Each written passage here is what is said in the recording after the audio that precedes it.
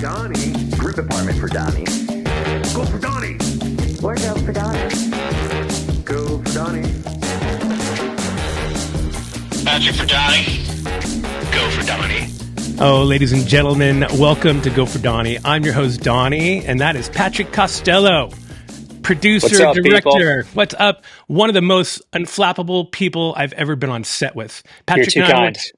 Patrick and I worked together on Top Gear and the show Renovations. And if you ever wondered how you keep a crew calm where there's $1 million car and a celebrity host and a 12-hour turnaround, Patrick's your guy. So, ladies and gentlemen, welcome Patrick Costello to my show. Patrick, thanks for coming on, bud. What's up, man? It's a pleasure to be here. Thank you very much for having me. I'll do what I can to share what might be interesting and funny and entertaining for everybody. Dude, you are, I have some fun stories with you on just a few shows that we worked on, right? I mean, it's crazy shit. And on Top Gear, just go back to Top Gear and why this show came about was because all this stupid shit that we did on Top Gear, filmed on Top Gear, and then personally got to do on Top Gear, and just all those stories that you always shared. So I wanted to share them with everyone, and everyone has some fun fucking stories. So just tell everyone who you are, real quick. Where you come from, Patrick? Okay, for sure. My name is Patrick Costello. I'm an executive producer, showrunner, sometimes consultant, sometimes developer in unscripted television, specializing in remote productions, automotive, and just sort of hardcore location work. I've worked in like 30 plus countries, been to every state, whatever seems the most difficult, I end up overseeing at some point. So it's been a lot of fun. The car stuff is my favorite. And one of my go-to lines is every show is a car show. Yeah. So. Yeah, dude, and it seems like you like difficult. I mean, I was just thinking about even the Top Gear shoots that we had were pretty difficult. Some of them were next level impossible. I mean, freaking brutal. I mean, I think my favorite with you, we were in Colorado, filming all-wheel drive vehicles, top-down all-wheel drive vehicles. It was amazing. It was a great time. Yeah. Memories of digging cars out of ditches and, trying to get them around in the snow. Burning around in that 911 Turbo on some dicey roads. Do you remember when we made the front page of the local newspaper with Tanner hanging out of the top, with the guy with, Tanner driving, the guy hanging out on the top with the lasso. And then we all woke up in the production hotel and like the newspaper was there and like there was a picture of our shoot like on the front page above the fold. It was incredible. It was amazing. I still have a copy of that newspaper. Oh, that's great. I'll have to get a photo of that. Oh my God, that's fun. I mean, you're right. I mean, we were slipping and sliding and that all-wheel drive Porsche was amazing to drive. Yeah, it was nice. And some of the perks, like I always talk about, one of the perks of doing what we do is we get to go to great exotic locations, as you mentioned.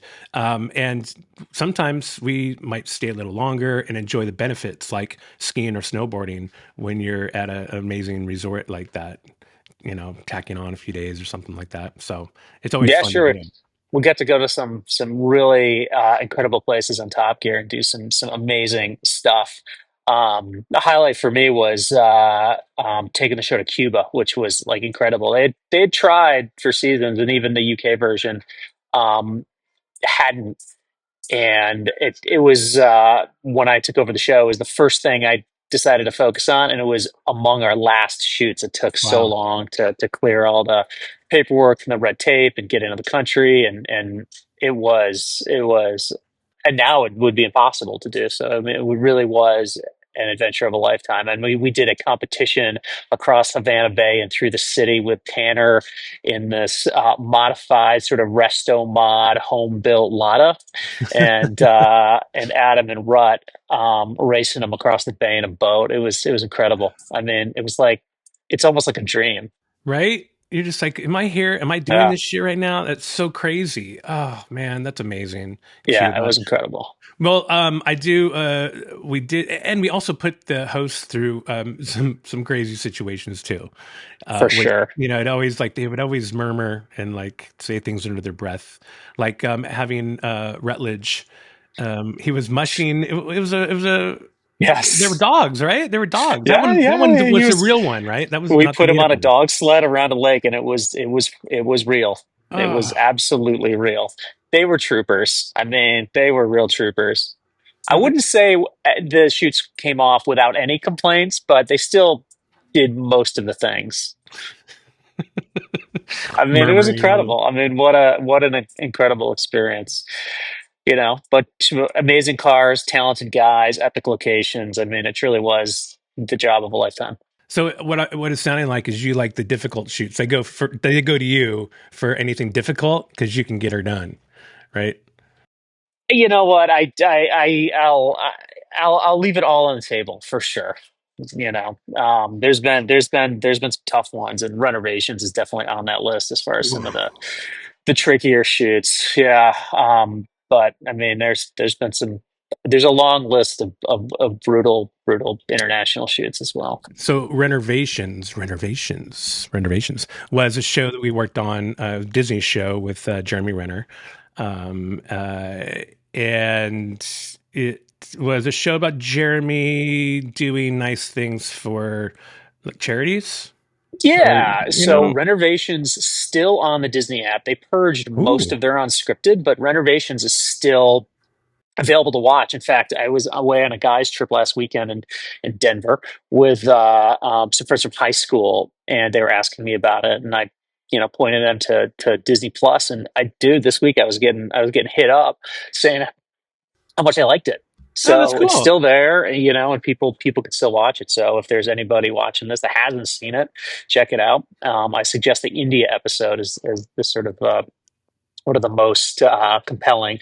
But so how people develop different hobbies during the pandemic, Yeah. like especially like buying things. Well, so did Jeremy Renner, and he started to buy massive vehicles um, at auction that were being sold off by like municipalities and agencies. So think like city buses, fire trucks, ambulances, street sweepers. I mean, but in like large quantities too. So, like a dozen city buses. I mean, it's crazy.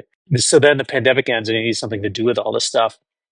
So he wanted to convert them into something that could be new and different and usable for organizations that could use something. And in part, it was what they could be used for, but it's also used to raise awareness for the charity and to be also used as a PR tool. And it's pretty successful for the organizations. So the show follows him and his crew, who I staffed, rebuilding these vehicles. It was an incredible adventure. I mean, you were there, you saw it. Yeah. It was Yeah. hard. It It was, was it hard. was, it was, it was hard. It was amazing. It was a real build show, right? It's like having Oh yeah, deadlines, right? real build show.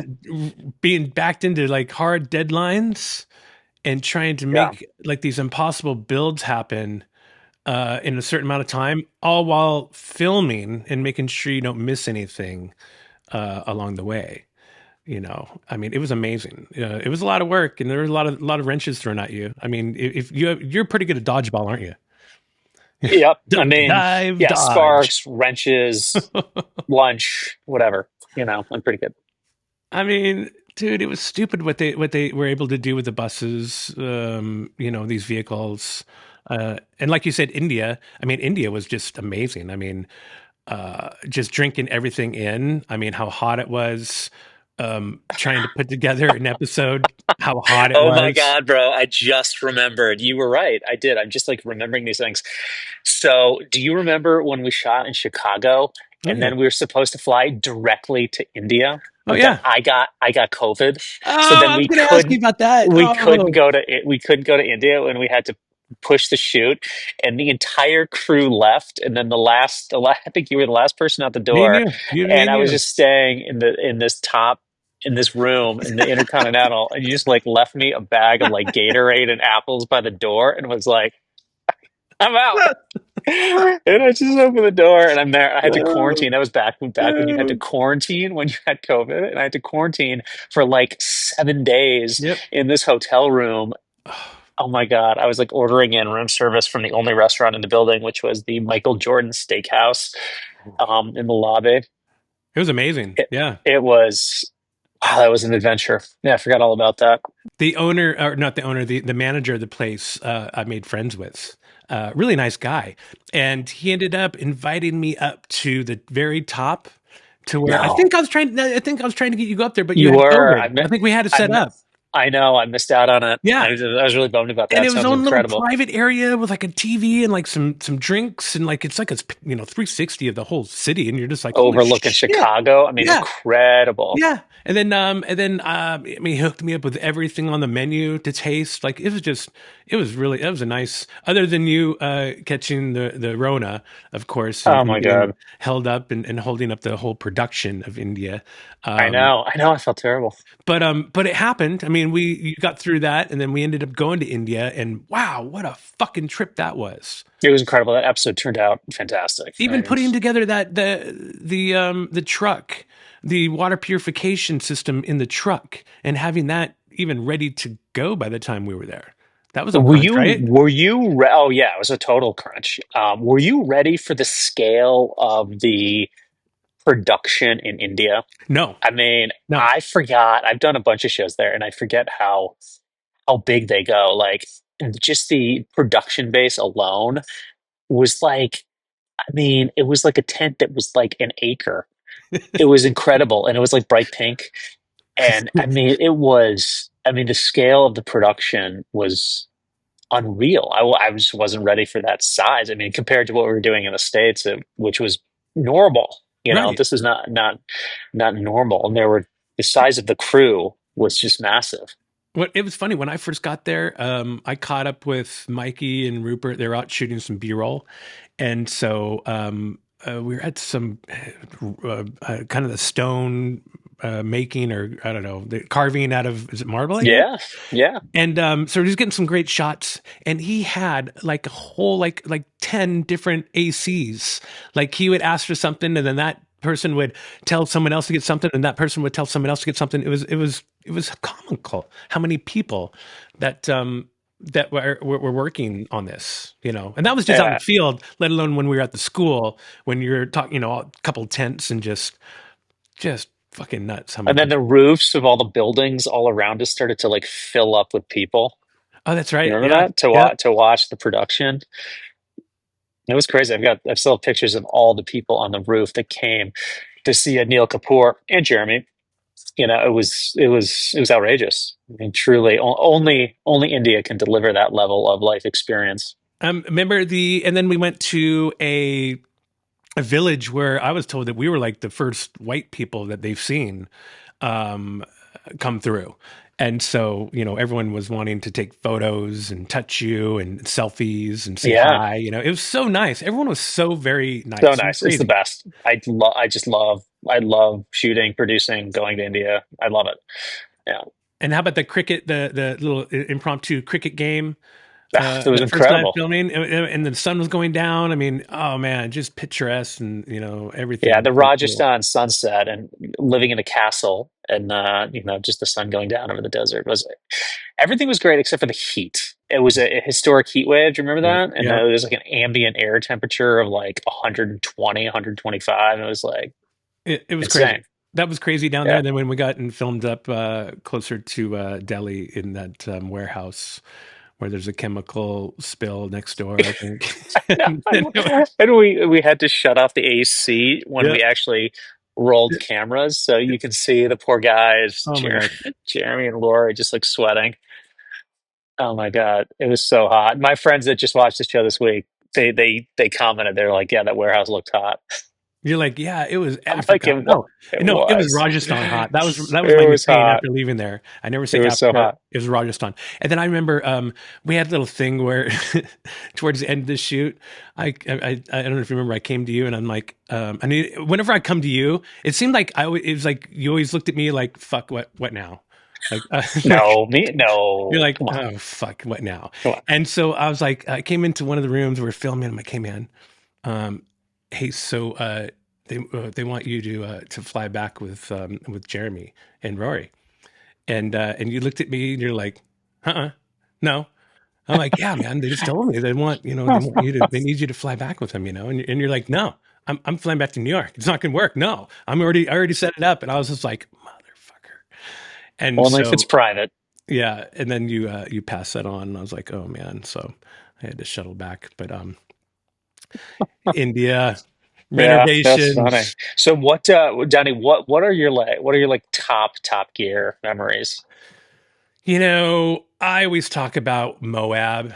We did a trip out there in Moab. We actually did two shoots. One was rental cars, Hmm. and it's because when we scouted, we were Navajo Nation. We had this Navajo scout, and it was just so spiritual and amazing out there. Just getting to experience it and hear the stories from this guy, and you're just like, man, this is crazy. And feeling the energy, and then actually doing the shoot, and it sucked balls being out in the desert, and you're sleeping out in the desert. It's not Yeah. glamorous, but you're embracing it together. And when you're all doing that together, there's just something about that it's a lot of fun, even though it's kind of Did you do the shitty. shoot at the National Training Center for the Oh, tanks and yeah. the Oh, that's right. helicopters? NTC. Yeah, man. That was amazing. Yeah, that shoot actually ended up being one of our best, but also I always felt a little bad about it because when we did the scout, the reps at the National Training Center were like, yeah, the hotels are really far away and they're Yeah. not that great, but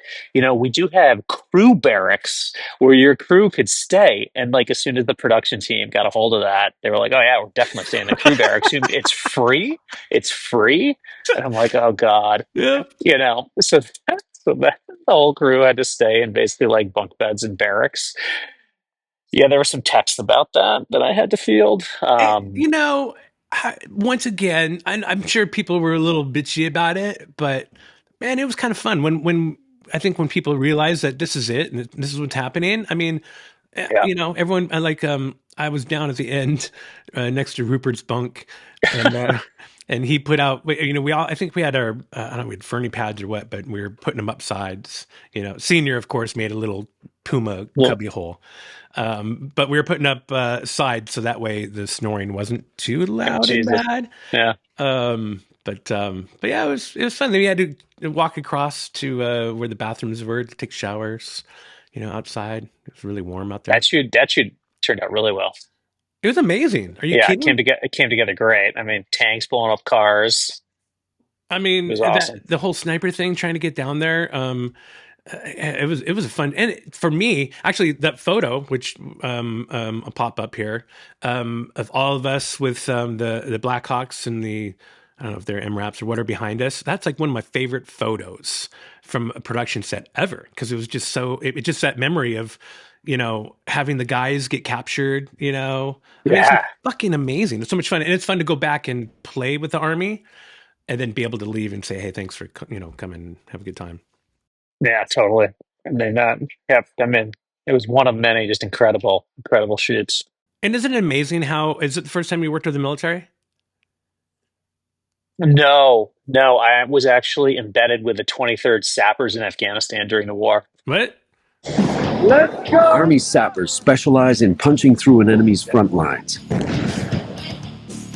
They take down whatever stands between combat forces and their target, by whatever means necessary. Okay. Yeah, I did a doc series for Discovery Channel where I was embedded with a route clearance company, the 23rd Sappers Combat Engineers, and we flew out of Kandahar Air Base, but then we were at a forward operating base on the Kandahar Wow. Helmand border in southern Afghanistan. It was pretty. It was a life changing experience, I would say. Holy Just shit. be seeing the the work the work that the military does and the systems and how it functions from inside was really incredible. I mean, and it was the real deal down there. I mean, it was a war zone for sure. I mean, we had one of our vehicles with a camera operator actually hit a small mine, Oh and no. everybody was okay. Oh shit. But fielding that phone call in that split second before it was very tense. But it was incredible. I mean, seeing a military apparatus up and on its feet in a war zone is something you can't forget. Yeah, I mean that's what training does. You train, train, train, and train some more, and then train a little more, so that way it's muscle memory and just second nature. Yeah. But that's badass, man. I mean that's pretty respectful to go there. I don't know if I would want to go without carrying a weapon, or I'm sure you had Kevlar, but Jesus. Yeah, we had body armor, and it's funny because before we went, we had to go out to Virginia to a military contractor, and we went through a week of training, including handgun and machine gun training, and various drills to get your adrenaline and heart rate up, and Hmm. then so you would practice the skills, and then they would put you through a series of activities to get you all amped up, and then you would have to practice your skills because the idea was, listen, if there's people coming and everybody's dead, and you're going to have to pick up a gun, because that Yeah, may be your only chance at survival. Um, so you had to practice for that. fucking critical thinking, dude. So what did you think? I mean, for me, I was infantry. Yeah, I mean that's a second nature. Gun, Hmm. shoot, eliminate. Well, how did it feel for you? I mean, you're not. You haven't gone through any of that training. I mean, how did that feel like going, shit, this is real. I might have to do this. Um, it felt real, but also like not real. I don't know. It was different because when you go out to the field on a production, you're always so focused on just your goal on the production, especially one that's very difficult otherwise in terms of like the environment. Um, so that possibility always seemed kind of far off, but also always present. It was hard to process. Um, and I was a pretty good shot, I found out, so that was pretty nice. I had fired guns before, so it wasn't new. Um, but so I felt confident with that. But it was, yeah, it was, like as a producer, if you feel bad saying it, but you you're sort of looking for action, right? You Yeah, yeah, want some action, but at the same time, that feeling of like wanting to be action also meant that like people's lives were going to be in danger. So you kind of didn't want that, and you felt bad for wanting it, but not that any of it matters or affects the outcome in any way. Um, but yeah, it was sort of complicated cognitive wow. Uh, process. And the guys were amazing. Like our short troops were fantastic. Just very transparent in how they thought and felt about their place in the war, and they all had unique and interesting stories of how they ended up there, and such a cohesive group. And the military really does a great job of like making the group feel cohesive and like everybody's got each other's back. It's Yeah, it's impressive trust. setup. It's building that trust, Yeah, and when you build it and when you have something like that, when it's happened to me a few times in our industry, you're just like, God, this is amazing. This is what I miss. Is like, yeah, it's kind of freeing, because shit's gonna happen. yeah. At work. My actually most memorable military, well, not most, but one of the sort of top five from that shoot was. And as a military guy, let me know if this sounds like it could be familiar to you. We went out and we needed to, the day we were going down to the forward operating base, we went out to the flight line in Kandahar Airfield, and we got up at like 5, and we went out there, and we were there all day, like literally, and it was 120 degrees, literally, and we were there all day, and I don't think we left till the afternoon because we were waiting for these Chinooks to come in and grab us, and we had 70 pieces of gear, so it was a real pain in the ass for everybody. So we're standing on the flight line. There's no food. We have water, and that is it. Just all day, Jesus. starting from like 5. And then about halfway through the day, somebody discovers that one of the hangars has a closet in it. And the closet is full, and this is true, of nothing more than just incredible amounts of Girl Scout cookies. So at some point, at some point, somebody Uh, had sent the military, or somehow sent them just like expired Girl Scout cookies or what. I mean, just imagine Oh my giant God. closet, like a giant storage room full of like The shit every ton flavor, but it's also 120 degrees. So all these cookies are melted. just totally melted, right? And you've been out there for 10 hours and you're starving, and we're just up in these cookies like finger deep, you know what I mean? Just like scooping them out because they're mush and just like eating them. And Uh, everybody was like lunch, they're just leaning against walls, finding shade, just slamming. So of course, like everybody went, you know, as soon as the blood sugar went oh up, yeah. and then just completely floored. Like after that, everybody was ill. But it was a pretty incredible experience because it was just so random, and you wondered what the story was with the Girl Scout cookies. Like, how did they end up in this closet? Who sent them? Why hadn't they been eaten yet? Like, what the hell is going on in these things? It was truly incredible and humorous. It's darkly humorous. Maybe they use them to barter out there. I Maybe they're don't very know. like, they're very USA, like, like they're hot commodities. So they barter with, they can't, Yeah, I don't know. Thin Mints All are I the know is biggest I thing. got a couple of fingerfuls of Thin Mints, and it was at the time delicious.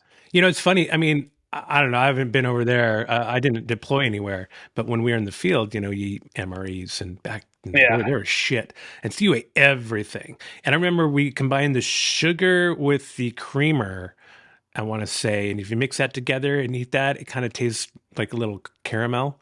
Okay. And so, but we utilized everything in that MRE, we didn't really waste anything. Yeah, I don't know what the hell they put in those MREs, but anytime I've ever had MREs, I don't end up going to the bathroom for like 3 days. Yeah, it dries you out. Yeah, It exactly. just They dries you out. dehydrate. Yeah, Yeah. they want you dehydrated. They don't want you having to take a dump while you're on some No. 20 mile rucksack march, just for the hell of it. Oh man, how I miss that. Well, that's great. I didn't know you went over. That's awesome. Any other fun shoots like that you, or I guess not fun, like fucking memorable? Because that's pretty memorable and ballsy, man. That's The shoot, what's interesting is, I mean, there's been a lot of really interesting shoots. Like I did 4 Survivor shoots at the beginning of the run. oh wow. Yeah, way back.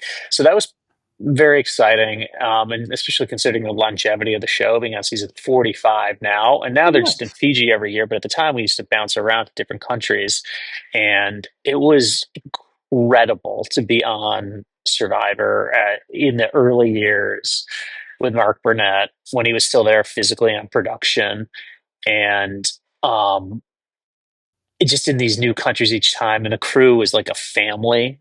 You travel Mhm. around with these people, and it was, I mean, to be young and on a hit show somewhere exotic was just truly, truly incredible. I mean, I feel very fortunate that I have those memories, and Burnett is now like the special envoy to the UK, which is like Jesus. crazy. But like at the time, he was just physically around. I mean, he's around, like you would just be talking to him. I mean, it's insane. Like this one time I came out of the field and I was exhausted, and I just pulled this like absolutely epic shift that would probably be illegal now.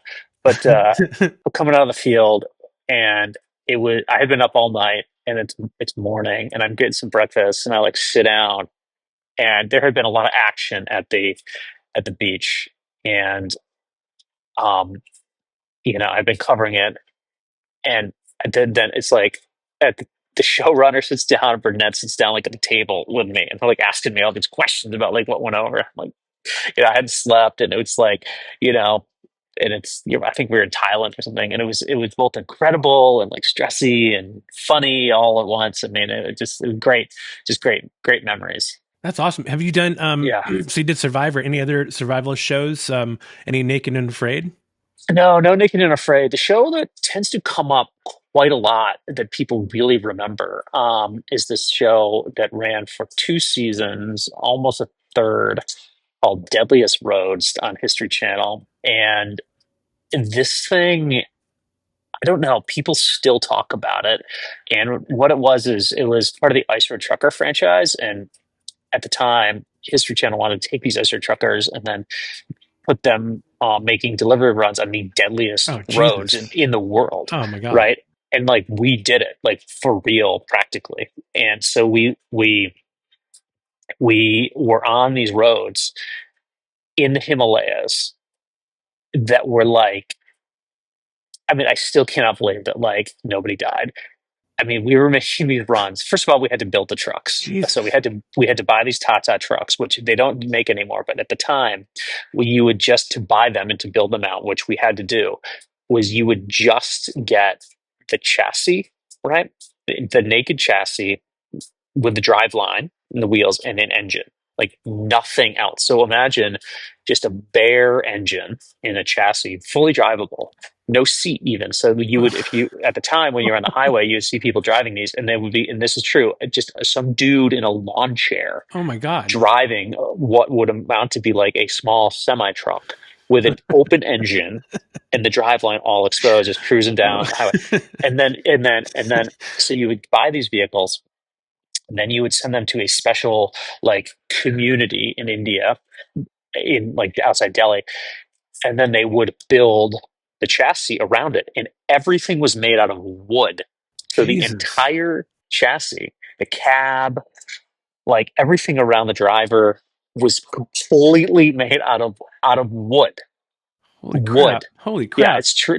I've well documented in photos, and then that was what they used to drive to haul this stuff around. So you can imagine that if they ever got in an accident, these things, it Oh would have my been just an God. Just unbelievable disaster. Never did. And so anyway, on these roads in India and the Himalayas were so intense that some of them, it would be like mountain, right? yeah. And then the road had been carved into the mountain and then would go out. And No then guardrails, nothing. I mean, hardly wide enough for two vehicles. And then oh once you man. went off, you could stand on the edge. Oh And this is completely true. And if some of these roads, you would take a step, dude, you would fall 1,000 feet easy jeez. before you even hit anything on the way down. I mean, it was insane. And we were mostly hauling a lot of cement bags for like big hydro projects like up in the mountains. And then actually on one road that we were going on every day, and this is horribly tragic, terrible. But on one road, 10 people died in two accidents from vehicles going off the road while we were shooting on the Good road. In fact, God. in one of them, our production vehicles were like the first on the scene. And I mean, you couldn't do anything because they were Shit. so far down, you know? It was it was insane. And then that was season one in India. And season two, we were in Bolivia and Peru. And in Bolivia, we Wow. were shooting on the Camino de los Muertes, Uh-huh. which was the world famous death road, right? The road of death. I mean, the name that by the insurance companies back in the day. Now it's a mountain biking trail, but at the time, They downgraded it. they built a highway up Jesus. that's above it or around it. But at the time, it was kind of the last year or two that this thing was still being used for transportation purposes to get to and from specific areas. And it was, I mean, it was Shit. it was couldn't have been more real, right? So you're driving down these roads, and again, it was like this was all jungle. India was where we were, and the Himalayas are pretty dry, but it was like you're going around, these corners, and the roads were carved into the mountains, but then in the corners where you would go through around, they had to build it up with like just rocks and debris and stuff to make the corner, and like they would always fall away. Oh my So God. they kept having to build it back up. So you'd be going around it, and you would see it falling. It was bad. And then we had this German kid working for us on the show that you kind of like a lot of these shows, you kind of pick up some locals as you Yeah. go. And this German kid was really talented and smart, and like he was a climber. So we had him rappel in down off the road to the bottom, and like just kind of we sent him with a camera to shoot some stuff, and he was finding like human bones. Holy shit. Yeah, yeah. So I think in the show there's like a shot of like a skull. I mean, it was like he was Fucking like, hell, man. I mean, it's just like wrecks. Yeah, it was What- insane. And that show is it's a pity that like you can't really find all the History Channel stuff like on like a streaming service, really. Like, I don't even know where I would point somebody to like watch that stuff, but it was pretty good. I mean, it was some pretty good stuff. And we also got to shoot on that show in the Uyuni salt flats, which is the largest salt flats in the world, in Bolivia. So like if you look at South America, you see like a white spot, and that's That's it. it. And it's basically like 12,000 feet, Holy shit. the salt flats. And it's not too far from Lake Titicaca, actually. And the salt flats are so big that when you are in the middle of it, you cannot see, even though there's mountains around, you cannot see the horizon. And it's, Wow. yeah. So imagine just salt flats, it's like an ocean, right? You can't see anything. And so but when we went down there to shoot, as would happen, it had just rained, which is very Oh rare. no. And so the entire salt flat had like, and it's dead flat. It had like, fucking thick I don't shit. know, like, Yeah. just no, it wasn't mud. It was just like water. Oh like, no shit. Yeah. So it was just like 8 inches of water across the whole thing. And it seemed like a disaster at first, but ended up being incredible because the whole thing looked like a fucking mirror. Wow. Right. So you had these trucks like driving along through like 6 inches of water that basically perfectly reflects like the sky and the clouds. Man, that would have been epic. It was, oh dude, it was completely epic. Yeah, it was completely epic. And we flew in a twin engine a Eurocopter. You okay there? Everything good? Yeah, I just moved my hand and Okay. smacked me. There we go. We threw in a twin engine Eurocopter because we needed the extra engine because of the altitude. And so taking off in this thing to go shoot, and we shot all our aerials, we couldn't get a Cineflex unit. So we were basically shooting like hanging out the side, doors off. Jesus. And like the thing couldn't take off because it was so high, right?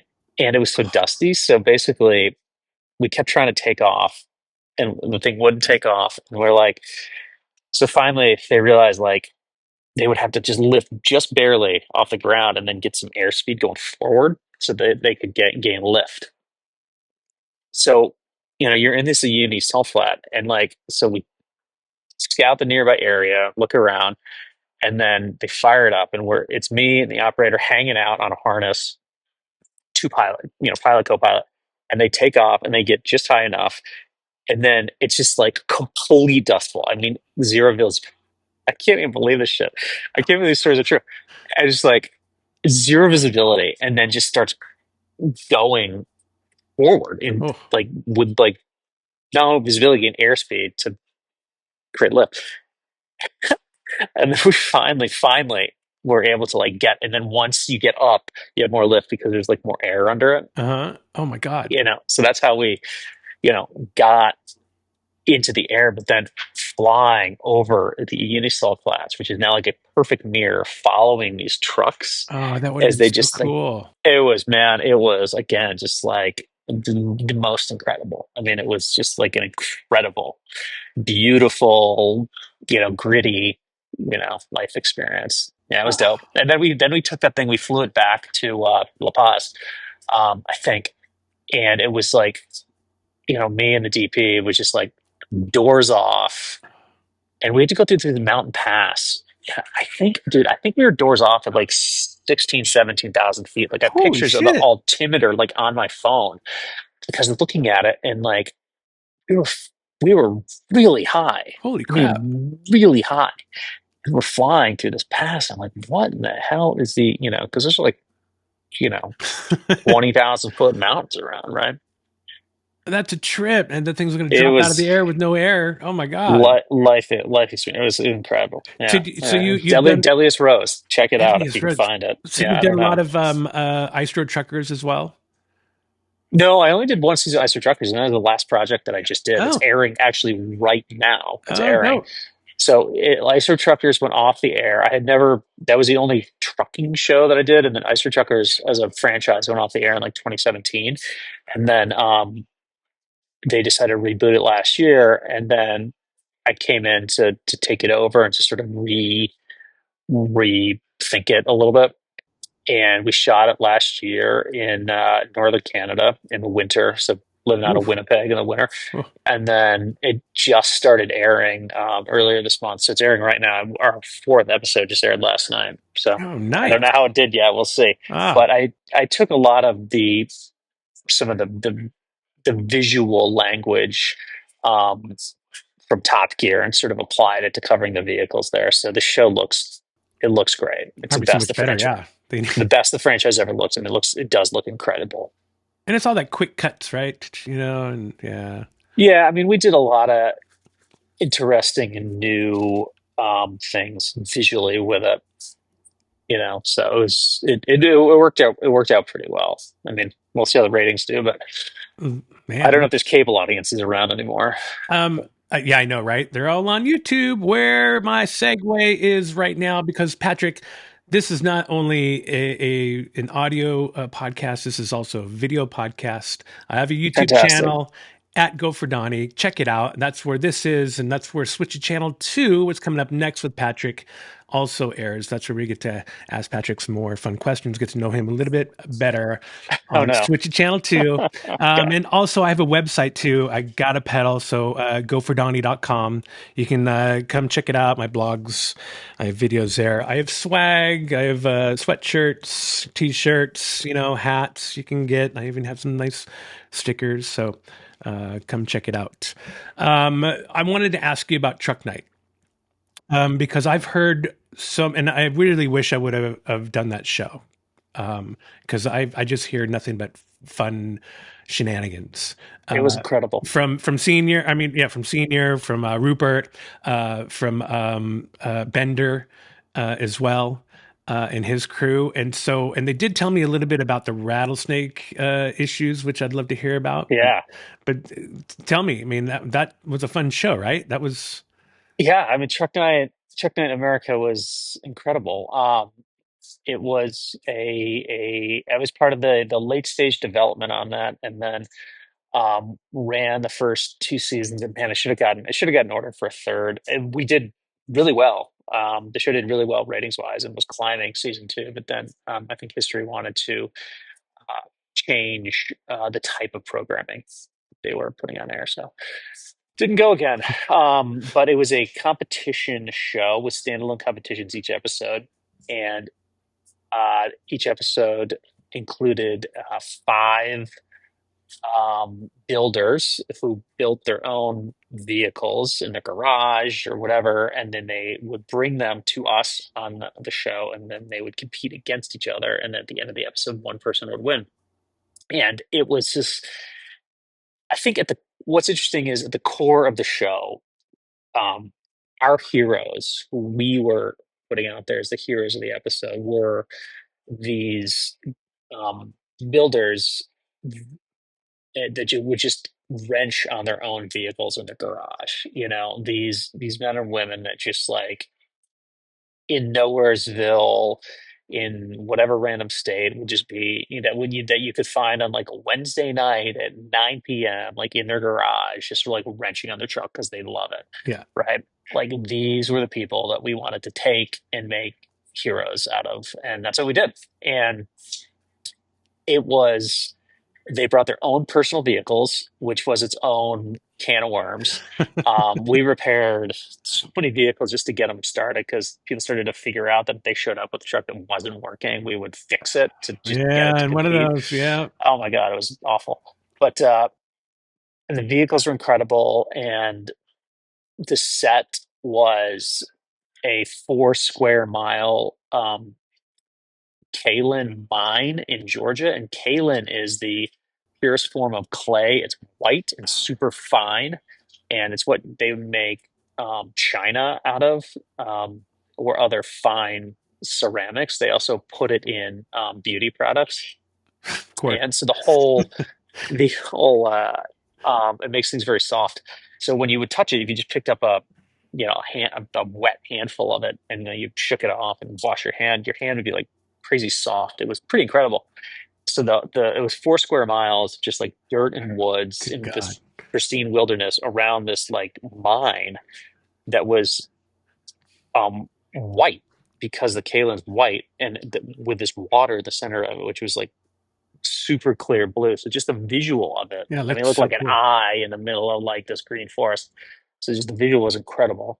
Um, and the, the stuff, the vehicle coverage on that show was standout. I mean, Rupert and the crew did an incredible job um, capturing these vehicles, and it's like total spectacle and super exciting. And everybody was competing for their own reasons. So the stories were compelling, and the final race. So once it got down to two people at the end, the final race was through this sort of off-road, multidisciplinary off-road course that you would kind of design not for sports but for like television. Um, that we called the Green Hell, named after, of course, the Nordschleifer in the Nuremberg Ring, North Circuit in Germany. And it wound through the forest and had whoops, and you had to crawl over this. We built a giant hill of crushed cars, Oh my and you God, had to yeah. crawl over that. And then they had this swamp section and like So this much. massive hill climb at the end. I mean, it truly, and we had just like drones everywhere and mounted cameras, and we'd be racing next to people. I mean, it was incredible. I mean, and the stories were compelling, and I think one of the most satisfying parts of the show was like the truck night crew was so tight, and it really was like a family down there in Georgia. And I mean, Yeah, there's that's what I like hear. conflicts and like, I mean, it was Like like a any family, family. right? Yeah. Like any family. But it really was a great crew that I think we all felt like we were making something cool and different. And we were just so apart from everything, just in this little bubble in like rural Georgia, not anywhere near Atlanta. And it really felt, you know, special and fun and hard, Challenging, and yeah. yeah, we were all, together. And like, I mean, we always had to like find shelter because of like lightning, was a Yeah. thing. And like Georgia. Oof. episode or season one, there was like a direct hit by the hurricane that came through. Jeez. So yeah, it was like, we are all just like living through it. I mean, it was nuts. Like we had to shut down for 2 days when we got a direct hit um, from the hurricane on our set, and we all had to take shelter. We were all hanging in the hotel. We had shut down everything, and I Oh. went out on the right before we are going to shut down, and I bought um, a bunch of booze, all makings for dark and stormies, and Nice. I bought cups, and I just made like, how in hotel lobbies they have those big long tables for everybody, and Yeah. I just filled it with like dark and stormies. And then so the hurricane is just like going insane, and then the whole lobby just basically turned into like a huge like hurricane party. Dude, um yeah. yeah, and everybody's just like party. It was, I mean, it really was a lot of fun. Like other people started to come down because we were just being ridiculous, and it was like a hurricane, and what are you going to do? It's amazing how um that will bring you together too. yeah, it How was you brings you incredible. closer. Yeah, it was incredible. It was good time. It was also very hard to make that show. Very hard. It was a very hard show to make. Dealing with the weather, the vehicle breakdown. It was complicated. We had a big crew, tons of cameras, multi cameras, multicam coverage, like microwave signals fucking everywhere. I mean, Wow. it was an apparatus, And and getting the whole thing you guys moving had snake was. wrangling as well, right? Yeah, we did. I mean, there were Oh, there were rattlesnakes, like, what do they call them? Like water the Eastern, moccasins? yeah, water moccasins, Eastern diamondback rattlesnakes are the Yeah. biggest rattlesnakes. Yeah. I mean, and Um, that was real. I mean, there was a lot of snakes. So we had a snake wrangler, oh, and they found them frequently. And so sometimes, a lot of times it would be like what we call like up on the hill. So there was where the mine was, you would kind of up on this big hill, but then there was two challenges down low, and then the swamp section down low. And every time we went down there is when they'd find the most rattlesnakes. So if we were shooting down there, it was almost guaranteed that like they were going to find the snake at some point, um, on the set. And then they would take it and like stick it in a bucket, and everybody would snap photos of it. And then, one time they caught one of the snakes they got was massive. giant, yeah, they're big, giant rattlesnake. Yeah, it's yeah, it crazy was. how big And they get. nobody ever. There was never any strikes, Oh, that's but there good. were. We had all the protocols in place, and knew where the anti venom was, and like it was. If it happened, we were ready. Thank God it never did, because it would have been very unpleasant, and probably a lot of paperwork.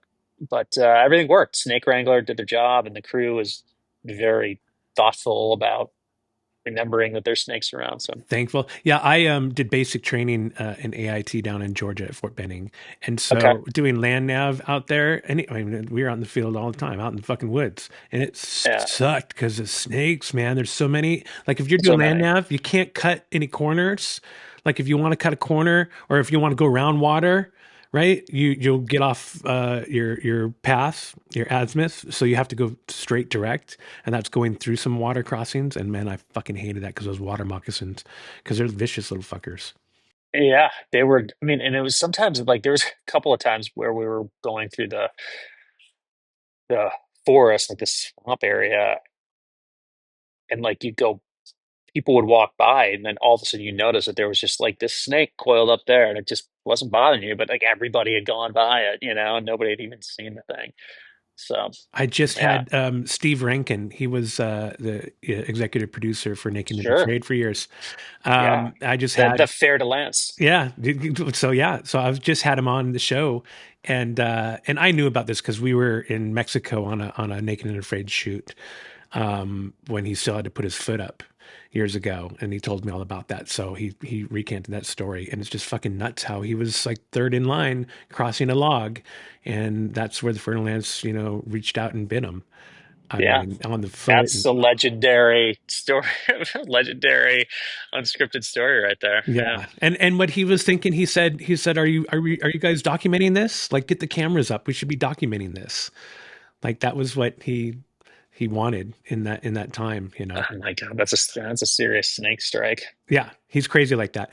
Well, dude, I can't thank you enough for coming on this fun little show, Patrick, and sharing a few stories with us from Top Gear and your time It's out on the dangerous roads of America and the world. my pleasure. A final question for you, sir. What was your favorite car? Favorite car from Top Gear that you got to Favorite, drive? the GT2 RS.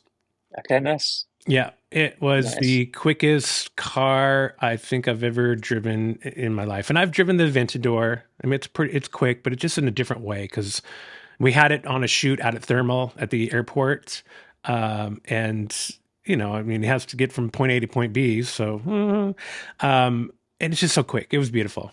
Yeah, like Nice. Yeah, compare. What about thermal you? was fun. What's that? What about you? Oh, what about me? Um, Probably the Koenigsegg shoot in Sweden. Oh, At the time, and they've done this since, but at the time it was the largest assembly of Koenigsegg models that had ever been put together. Right, we're on the Angelholm airstrip, which is where they do a lot of testing. So I don't know if we had like a dozen Koenigsegg's from the original prototype to the 1-to-1, which is what we were shooting with. And we had all these ideas of things we wanted to do, but we couldn't do most of them just because of insurance. And we had a lot of insurance on Top Gear, but just not enough to cover like if something had happened. right. It was, I That's don't a know lot of how money. $20 million cars out there. And I got to drive, I think it was a CCRX. So it was like a 1100 horsepower Koenigsegg with Holy a crap. gated manual 6-speed. Oh, wow. That would be so awesome. It was incredible. Yeah, yeah. So it got some light rain that day. So like, I mean, we're on an airstrip, so you don't want to, you know, do anything nuts. But it was, a very, very cool life experience, unlikely to happen again. So Yeah, no, I mean, that was probably I got to drive some stupid shit, man. I mean, GT2RS, it's fun, fast, and everything, but like drifting a motorhome, a 35-foot motorhome around a yeah, dirt track in North Carolina, stuff like that. yeah, yeah. That's ridiculous. That's ridiculous. That's the shit where you're Yeah. like, I mean, I got to bust through the gate where they did a doomsday car. It was like a Toyota Camry doomsday car where you couldn't fucking see out of, and we needed some Yeah. pickup shots with it. One of them being the car driving through a fence opening these gates, and so we did it like 5 a.m. in the parking lot. So you get to do shit like that. That I don't know. For me, I think we're more fun than driving some of the faster, because you've driven them all. You're like, the F12, and then I get it. There's a lot. Broad range of them too. Yeah, the most ridiculous was probably the petty Challenger, driving that around Vegas, and it was like 900 horsepower to the wheels and crazy torquey, like this little short shift manual, and it was like hard not to get it sideways. Just regular driving it. Listen, I'm not a pro driver, but it was, you make it a left turn and a little bit too much skinny pedal, and you're just smoking the wheel. That was like the CTSV, the with the new ones with the ZR engine in it. We got those for a weekend, and man, you take that traction control off and zippity doo dah, man, and you're like, nope, I'm gonna put that back on because I don't want to be that guy. I know. You understand real quick how accidents happen. Yep, like I don't need that. All right, dude. Well, hey, thanks. Let's stay tuned, everyone, for Switch to Channel 2, where we're gonna ask Patrick just a few more questions, get to know him just a little bit better. Switch to Channel 2. We're gonna be switching Channel 2 because that's where everyone goes for a little chatter. And remember what my mother-in-law always says, Patrick, HTFU. She says HTFU, hashtag HTFU. And we can talk more about that on Switch to Channel 2. Thanks for coming, man. I appreciate it. Later, man. See ya. Production for Donny. Go for Donny. Locations for Donny. Go for Donny. Habitat for Donny. Go for Donny. Hey Donny, what the hell are they doing?